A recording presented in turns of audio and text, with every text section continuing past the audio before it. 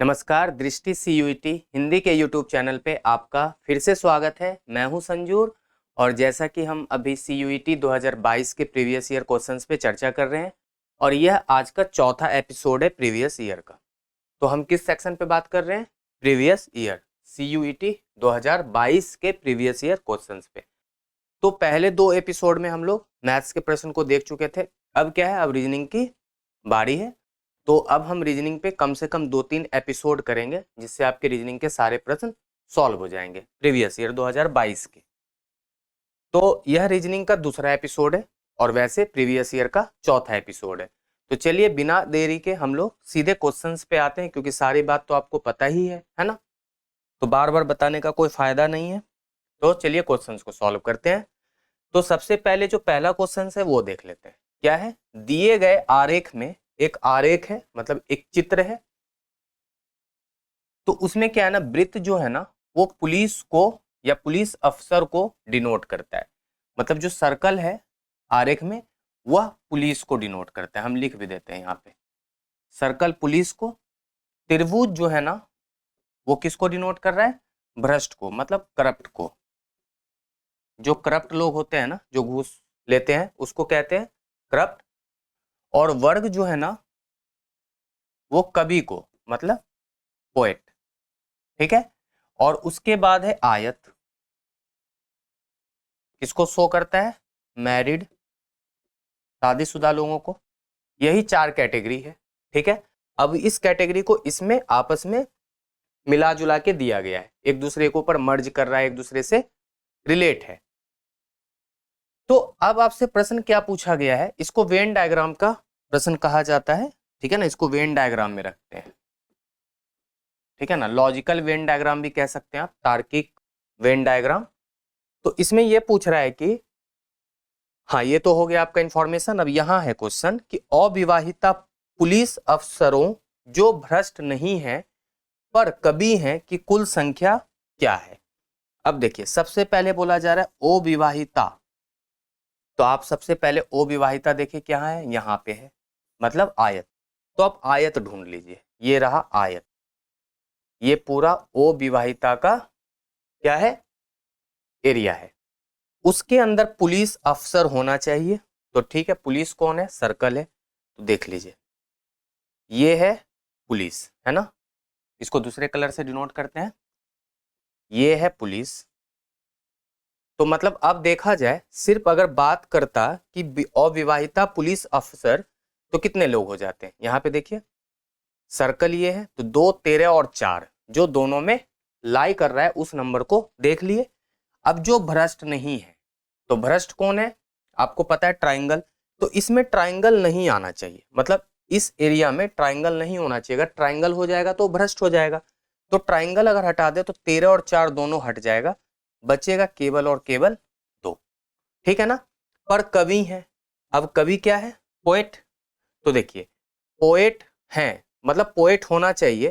तो अब यहाँ पे आप देख रहे हैं पोएट का जो है वो एरिया क्या है? वर्ग है। अब इसमें क्या बोला जा रहा है?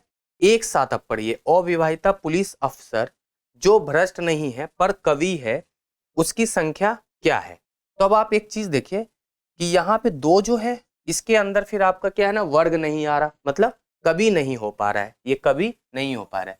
लेकिन अगर हम 8 देखें, 8 एक ऐसा संख्या है ना जो आयत में भी है, वर्ग में भी है, सॉरी इसमें क्या है, वृत्त में भी है और वर्ग में भी है। तो मतलब अब ये क्या हो गया कि अविवाहिता पुलिस अफसर भ्रष्ट नहीं है। तो देखिए 8 आपके ट्रायंगल से बाहर है लेकिन वर्ग में है। तो हम कह सकते हैं कि 8 जो ऐसे लोग हैं ना जो अविवाहिता पुलिस अफसर के साथ साथ भ्रष्ट नहीं है बट कवि हैं, उसकी संख्या कितनी है? 8। तो हम 8 पे टिक कर लिए। तो ये क्या है ना, थोड़ा सा आपके माइंड का खेल है ना। आप जितना जल्दी इसको देख पाते हैं, विजुलाइज कर पाते हैं, तो आपको उत्तर प्राप्त हो जाएगा। तो मेरा आंसर है 8।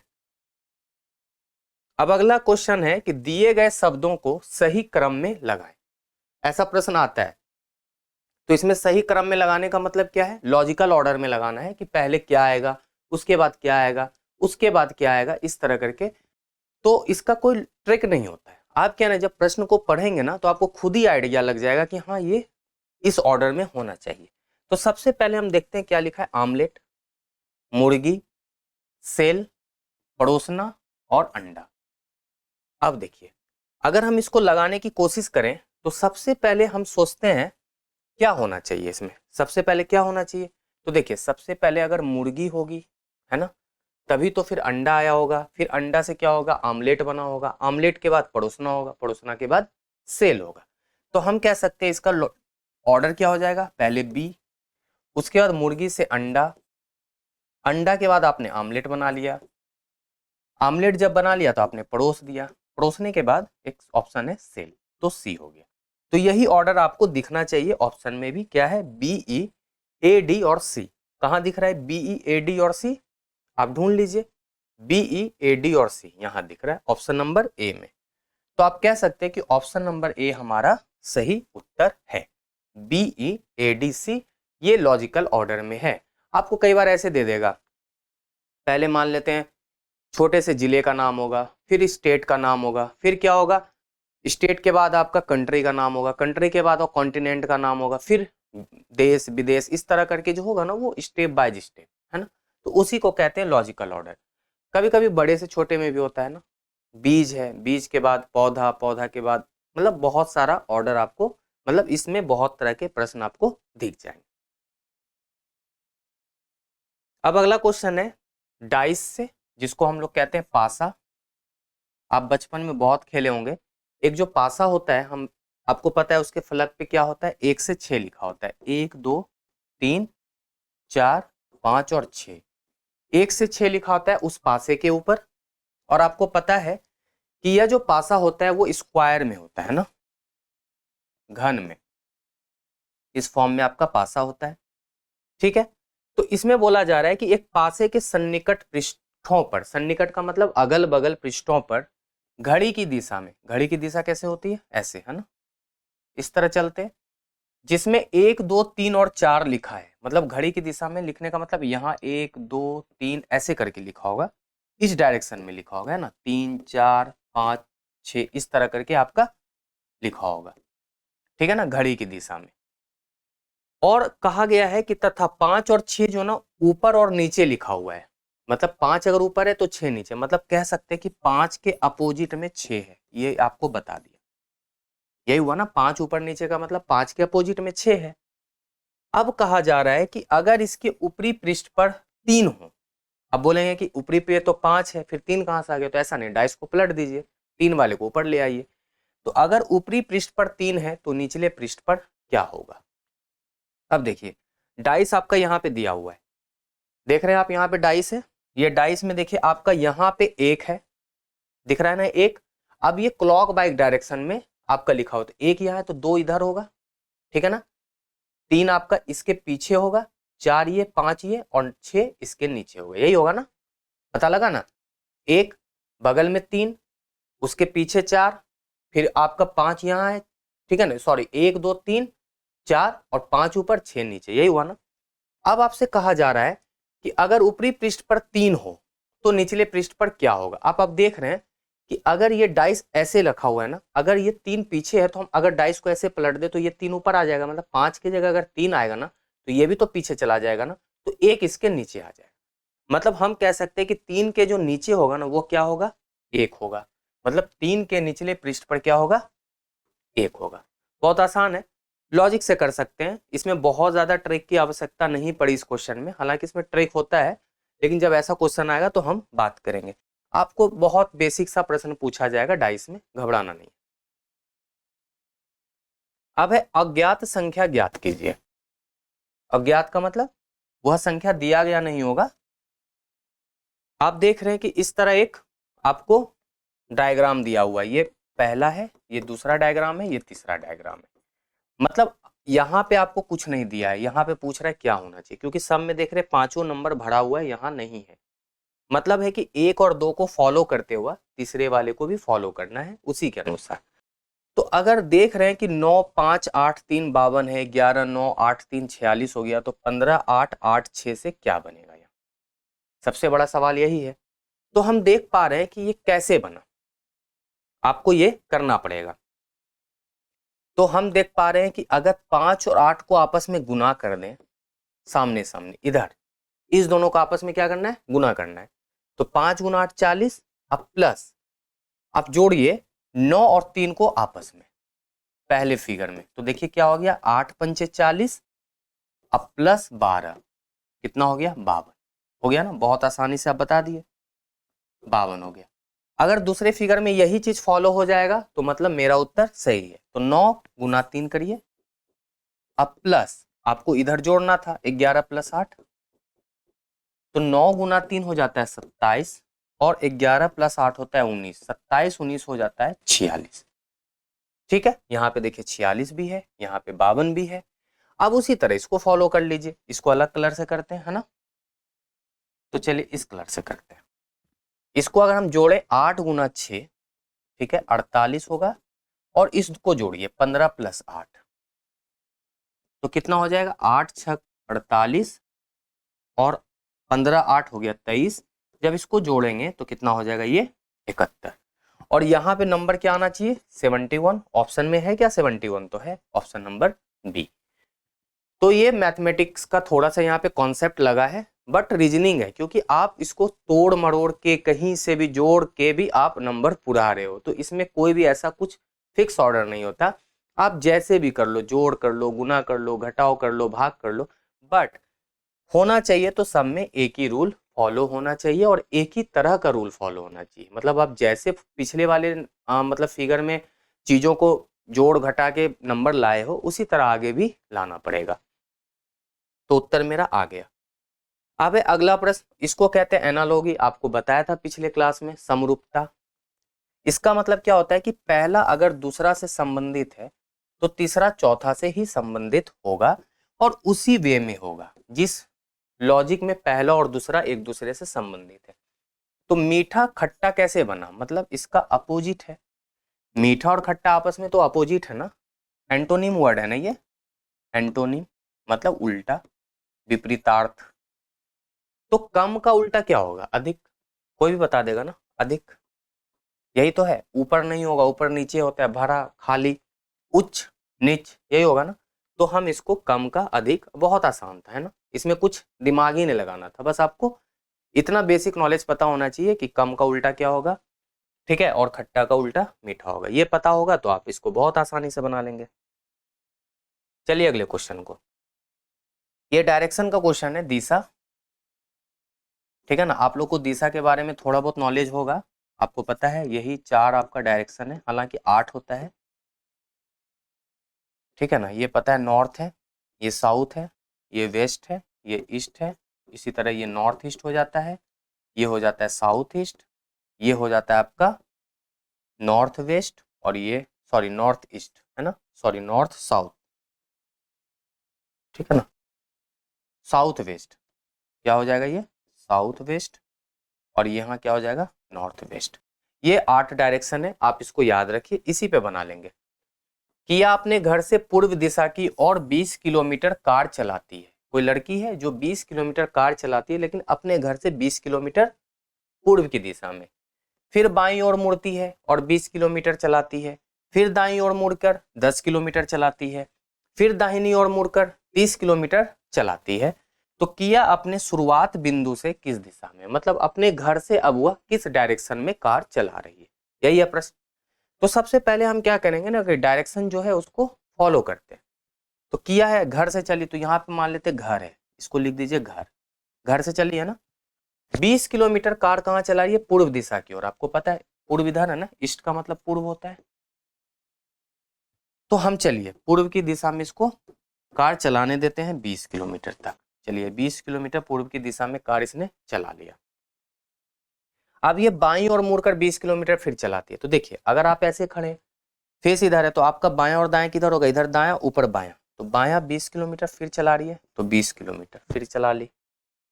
अब दाहिने और मुड़ती है, तो दायां किधर होगा। अब देखिए आपका फेस ऐसे है, मतलब किया का फेस ऐसे है, तो किया का दायां इधर बायां इधर, बाएं और मुड़कर सॉरी दाएं और मुड़कर 10 किलोमीटर, तो 10 ही चलाई, तो 10 इतना सही ले लेते हैं। उसके बाद फिर दाहिने और मुड़कर 30 किलोमीटर चलाती है। तो देखिए फिर से फेस ऐसे है, तो दायां किधर होगा, इधर होगा, 30 किलोमीटर। यहां तक 20 है, 10 और एक्स्ट्रा ले लीजिए। अब वो लड़की यहां पहुंच गई, मतलब इस डायरेक्शन में कार चला रही है। फेस उसका नीचे की ओर है। अब आपसे पूछा जा रहा है कि किया आपने शुरुआत बिंदु से मतलब घर से किस दिशा में, तो आप देखिए इस दिशा में है ना, नीचे की ओर है, और नीचे की ओर कहाँ जाएगा, मान लेते हैं हम यहाँ पे बना ले ऐसे डायरेक्शन, तो आप देख रहे हैं कि ये जो डायरेक्शन है ये क्या होता है, साउथ ईस्ट। मतलब साउथ ईस्ट का मतलब क्या हो जाता है, दक्षिण पूर्व। क्या हो जाता है, दक्षिण पूर्व। तो हम कह सकते हैं कि किया का जो डायरेक्शन है ना अपने घर से, अब वह दक्षिण पूर्व की ओर कार चला रही है। तो यही आपका उत्तर हो गया। देखिए अब अगला प्रश्न है श्रृंखला का, कल भी आपने किया था मैथमेटिकल सीरीज का, हालांकि ये रीजनिंग के अंदर है तो इसमें मैथ्स का भी कॉन्सेप्ट लगता है। तो हम इसको बताएंगे कि अगला संख्या क्या होगा। तो आप देखिए जो संख्या आप लिख लीजिए पहले, 52, 58, 60, 66, 70 और 72, और पूछा जा रहा है यहाँ पे क्या होगा। ठीक है, बताते हैं क्या होगा। तो आप सबसे पहले देखिए कि जितना बढ़ रहा है आप लिख लीजिए, प्लस 6 हो रहा है ना, 52, 58 कैसे बना, 6 जोड़ने के बाद, 58, 60 कैसे बना, 2 जोड़ने के बाद, 60, 66 कैसे बना, 6 जोड़ने के बाद, 66, 70 कैसे बना, 4 जोड़ने के बाद, 70, 72 कैसे बना, 2 जोड़ने के बाद। अब यहाँ पे क्या होगा, बड़ा सवाल यही। आप देख रहे 6 बढ़ा है ना, 6, उसके बाद 2, फिर 6, यहाँ पे 4, 2, तो फिर क्या बढ़ना चाहिए, 4 है ना। देखिए 6, 2, 4, 4, 2, 4 है ना, तो यहाँ 4 बढ़ा दीजिए, तो 72 में 4 अगर जोड़ेंगे तो क्या हो जाएगा, 76। मतलब आंसर मेरा क्या हो गया, 76, ऑप्शन नंबर बी। देख रहे इसमें कोई ऐसा मैथमेटिकल लॉजिक की बात नहीं हो रही है, यहाँ पे क्या मैथ का एडिशन लिया गया है, एडिशन का लॉजिक है, और रीजनिंग का मतलब एक कॉन्सेप्ट लिया गया है कि मतलब 3 बार इसको फॉलो किया, अब आगे 3 बार इसको फॉलो करेगा, फिर जो होता उसको फॉलो करता। तो यहाँ 6, 2, 6, तो 4, 2, 4 है इस बार, तो हम उसको आंसर टिक कर लिए 76। चलिए कल किए थे हम कुल वर्गों की संख्या ज्ञात करें, है ना, तो यहाँ पे भी हम वर्गों की संख्या काउंट करेंगे दी गई आकृति में। तो देखिए आपको एक ट्रिक बता दें कि अगर वर्ग ऐसा दिया हो और बीच में प्लस का सिंबल हो तो इसमें टोटल नंबर ऑफ वर्ग 5 हो जाता है। ठीक है, कैसे, देखिए 1, 2, 3, 4 और ऊपर वाला बड़ा वाला वर्ग 5। तो यहाँ पे आपको एक ये दिख गया है ना, ये प्लस सिंबल, तो यहाँ से 5 वर्ग तो ये हो गया आपका। फिर देखिए एक वर्ग ये हो गया 6, है ना। फिर एक वर्ग आप देख रहे हैं इधर बड़ा वाला हो जाएगा, तो कितना हो जाएगा, जोड़ते रहिए 7। फिर एक वर्ग आपका ये भी है ना, 8। ठीक है ना, उसके बाद और कहीं है तो देख लेते हैं, हाँ एक ये भी है 9। ठीक है, 9 हुआ। उसके बाद और कहीं दिख रहा हो, ये ले लिया आपने, ये ले लिया, हाँ एक ये वाला भी होगा। ठीक है ना, तो 5, 1, 6, 7, 8, 9, 10 और एक और आपका वर्ग होगा कहीं, आप उसको देख लीजिए, हाँ एक ये वाला। ठीक है ना, बड़ा वाला। तो टोटल कितना हो गया, 5 प्लस 1 प्लस 1 प्लस 1, अगर सबको जोड़े तो 5, 1, 6, 7, 8, 9, 10, 11 और 12, है ना। तो कुल मिला के नहीं, ये वाला शायद वर्ग नहीं होगा ना, ये आयत हो जाएगा, तो आप इसको ना लें। ठीक है ना, इसको छोड़ दीजिए। तो कुल मिला के आपका वर्ग हो गया 5, 6, 7, 8, 9, 10। ठीक है ना, और एक 11, एक छूट गया। तो टोटल नंबर ऑफ वर्ग इसमें क्या है, 11 है। इस फिगर में टोटल नंबर ऑफ वर्ग कितना है, टोटल नंबर ऑफ स्क्वायर 11 है। तो आप इसको आंसर 11 लिख सकते हैं। अब है क्या क्वेश्चन, दिए गए 4 शब्दों में से 3 में कुछ समानताएं हैं, तो इसका विषम ज्ञात कीजिए। अब देखिए 4 यहाँ पे क्या है, फूल का नाम दिया हुआ है। ठीक है ना, क्या क्या है, गुलाब, मतलब इंग्लिश में अगर इसको बात करें तो क्या कहते हैं, रोज। इसको क्या कहते हैं, लोटस, कमल। जैस्मीन है ये, चमेली, और ये सनफ्लावर है, सूर्यमुखी। ठीक है ना, अब इस 4 में से 3 एक समान है और चौथा अलग है। आप बहुत आसानी से बता पाएंगे। देखिए रोज भी क्या है, वो जमीन पे उगता है, लोटस वाटर में, जैस्मिन भी जमीन पे, सनफ्लावर भी जमीन पे, और चारों फूल है। तो आप फूल में तो फूल है तो इसमें तो आप डिफ्रेंशिएट नहीं कर पाएंगे, इसलिए अब क्या है, उसके दूसरे प्रॉपर्टी पे जाना पड़ा। तो दूसरा प्रॉपर्टी है कि ये जो है ना आपका कमल फूल जो है वो वाटर में होता है, इसलिए ये अलग हो गया। तो इसका आंसर क्या हो जाएगा, कमल। ठीक है, अंतिम प्रश्न, कि मोहित ने एक छाया चित्र में, है ना, छाया चित्र मतलब एक पिक्चर है, एक व्यक्ति की ओर देखते हुए कहता है, मान लीजिए वह एक ऐसे पिक्चर था, ठीक है ना, कोई व्यक्ति है इसके अंदर, ठीक है, व्यक्ति है तो प्लस है मतलब मेल है कोई, उसकी ओर देखकर कहा कि ये जो आदमी है ना, ये मेरी बहन के भाई के पिता की इकलौती बेटी के पति हैं, तो व्यक्ति का मोहित से क्या संबंध है, मतलब वह व्यक्ति मोहित का कौन लगेगा, ठीक है। तो मोहित से रिलेशन ढूंढना है, तो मोहित बोल रहा है ये मेरी बहन, मतलब मोहित की बहन, मान लेते हैं ये मोहित है, तो मोहित की बहन हो गई ये, है ना, मोहित की बहन, ठीक है, मोहित की बहन यहां तक क्लियर हो गया। के भाई, फिर मोहित का भाई भी कोई होगा, ठीक है ना, बहन का भाई, तो यहाँ पे ये इसका भाई हो गया, ठीक है। के पिता, तो देखिए एक जनरेशन ऊपर है, तो ये क्या हो गया, पिता, ठीक है ना, ये सब देखिए मेल है, ये फीमेल है, ये मेल है, ये मेल है। कि इकलौती बेटी, अब देखिए इकलौती बेटी तो बस एक ही है ना ये, तो दूसरी अगर ना लिखता हो तो एक पॉसिबिलिटी जो और बन जाता बेटी का, लेकिन इकलौती बोला मतलब इसी के बारे में बात हो रही है। का पति है, तो मान लीजिए इसका कोई पति भी है, यहाँ पे कोई पति रहा होगा, ठीक है ना, ये मैरिड है लड़की, तो बोल रहा है कि मोहित का संबंध क्या है, तो बताइए वह व्यक्ति मोहित का क्या लगेगा, ठीक है ना, वह व्यक्ति, ठीक है ना, या व्यक्ति का मोहित से क्या संबंध है, तो देखिए यहाँ पे क्या हो जाएगा, ये मोहित इस व्यक्ति का साला हो जाएगा, मोहित इस व्यक्ति का क्या हो जाएगा, साला हो जाएगा, तो आंसर क्या हो जाएगा मेरा, साला।